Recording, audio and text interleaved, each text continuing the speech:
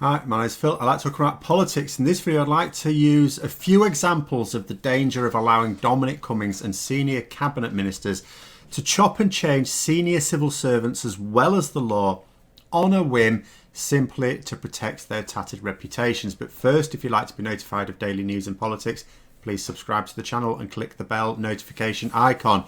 So the examples are really stacking up of senior members of the government, and in this I do include Dominic Cummings, of course, getting rid of top civil servants and changing the rules to suit themselves. And, you know, we had the retrospective change in the law, of course, to avoid the, Dominic Cummings having to admit that he was wrong when he broke the rules while believing himself to be infected with COVID. We all know about that one. We're also having a song and dance at the moment about the compulsory wearing of face masks. Now, Boris Johnson suggested we'd be following this policy for shops last Friday. Then on Sunday, Michael Gove said that we wouldn't be, but also that wearing a mask in a shop is just basic good manners. So then on Monday, the government announced that people would be required to wear face masks in shops in England from July the 24th, in stark contradiction to what Gove was saying the previous day. But then Gove was seen in a sandwich shop without a face mask. Now, obviously the law doesn't apply now, but basic good manners, isn't it? So is he saying that he doesn't have basic good manners? And also, shouldn't he be setting an example to others ahead of the law coming into operation? Now, when pressed, the government response was, oh, well, the new rule won't apply to shops selling takeaway food. So what's so special about food shops that makes them inherently safer than, say, a hardware shop? Nothing at all, of course. In fact, in many ways, it would be more hazardous in a shop selling food. There's no doubt in my mind that they announced we'd be wearing face masks in shops, and they meant that. This will be another example of an on-the-fly change to what was intended to protect the reputation of another bumbling minister. Though the question again should still be asked why Gove wasn't exhibiting basic good manners, regardless of the intention of the law. Then there's Priti Patel, the Home Secretary. Now, it does seem certain that the bullying claims against her are going to be largely, if not all, true. Not just because of the sheer number of them throughout her political career, but because the report of the investigation into them, there was an inquiry held, and the report still hasn't been released. And now I know what you're going to say. Well, there's nothing unusual in Boris Johnson's government suppressing reports, is there now? No, there isn't. But the reason for that is because they do not want the findings made known. Now, if you're going to say that a cabinet minister hasn't been bullying people and an inquiry finds that, then why wouldn't you want it releasing? There was an internal investigation, and it was designed, of course, to whitewash the affair. That's what you always do. If you actually want a real investigation, if you're serious about an investigation, you don't have it internally. You have an independent investigation, particularly when it's serious. You have an independent investigation. Now, this report, this internal report, did not exonerate her. Now, to not exonerate her of the bullying must have meant that it was so blatant and so serious that it's impossible to do so with any credibility whatsoever. So the report is sitting on someone's desk. Until what? Until what? Well, now we know, because the civil servant in charge of the investigation has been forced out. Another senior civil servant gone. She's going to be leaving her post next month, which is yet another example of one of the most senior civil servants being kicked out of their job because, well, they did their job. She was reported to have refused to clear Patel in her report. So now, of course, I presume they'll get someone who will. That's how it works now. And there may be some who think, well, the government should be able to fire whomever they please, and that those officials should just do as they're told. Now, I can argue against this on philosophical grounds, of course, but there are practical reasons to go against this as well.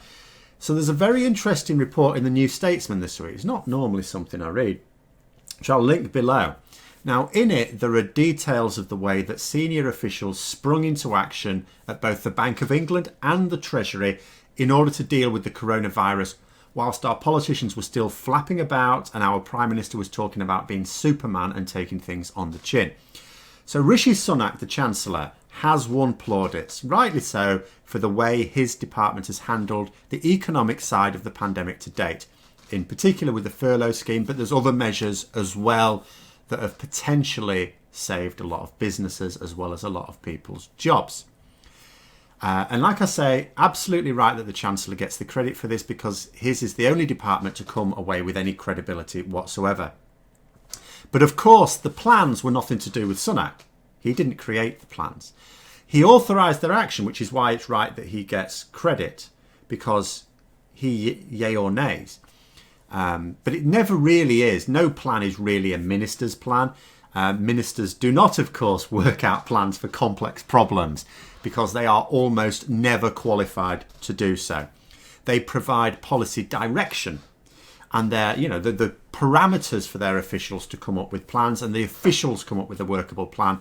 The minister, of course, has to agree to it, or if they don't agree with it, well, I don't like this, so then they'll refine it. But that is the sum total of their input. And I had to laugh some years ago, I remember, when his predecessor, George Osborne, who was David Cameron's Chancellor, published a photo of himself with a posh burger and claiming to be putting the finishing touches to the budget. What?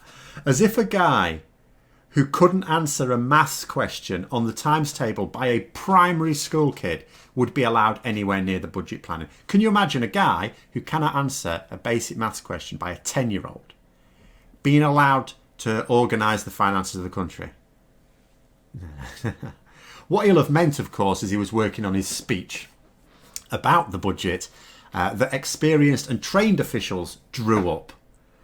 Now, without going into all the details of how the Treasury actually rose to the challenge with the pandemic, because you can hopefully read that yourself in the link, what it makes clear is that this was a result of having top officials in place who recognised the issues early. They didn't wait for Rishi Sunak to say, oh, we need a plan.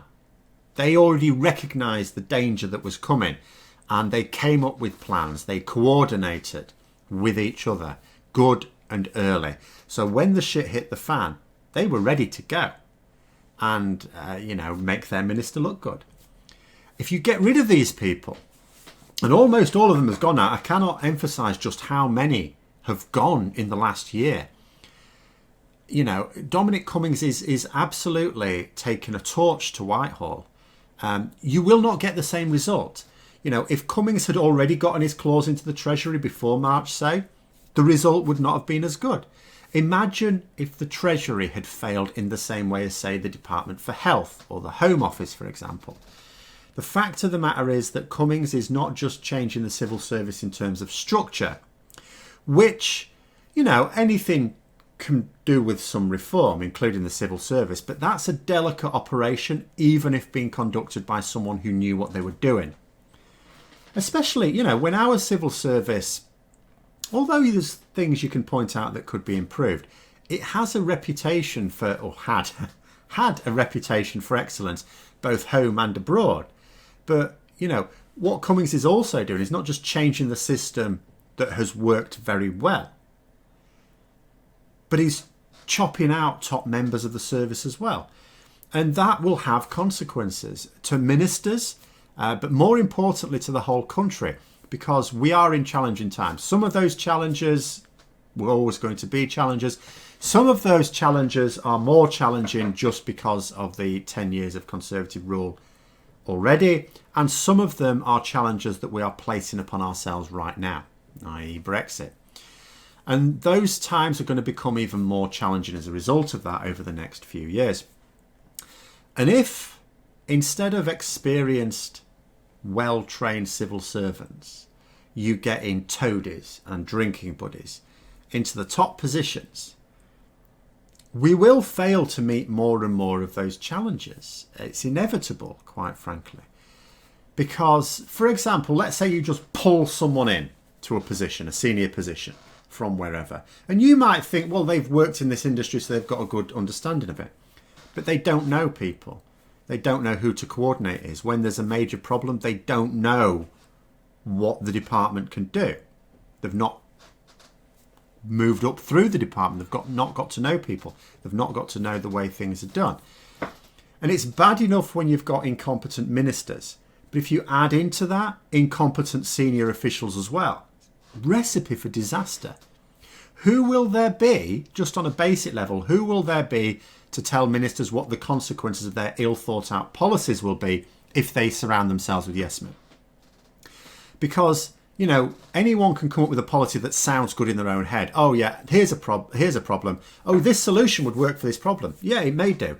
But then you're not always aware of all the extra problems it will create. Hence, your officials being able to say, okay, you could do that, but that could create these other problems as well. Why not do this instead? It would still solve that problem and it wouldn't create the extra problems. You're not going to get that. How will lazy ministers who announce a policy and just want officials to take care of the details expect this to be accomplished when they've removed the very officials who might have been able to do it as well, replacing them with sycophants and shysters? But there it is. This is obviously the way things are going to be done now, unless they get rid of Boris Johnson and Dominic Cummings really quickly. But those are my thoughts on that at the moment. There may be more coming next week. We will see. Hope you found the video interesting. If you have, don't forget to click the like button. If you'd like to support the channel further, please also click the Patreon link for details. And until next time, I'll see you later.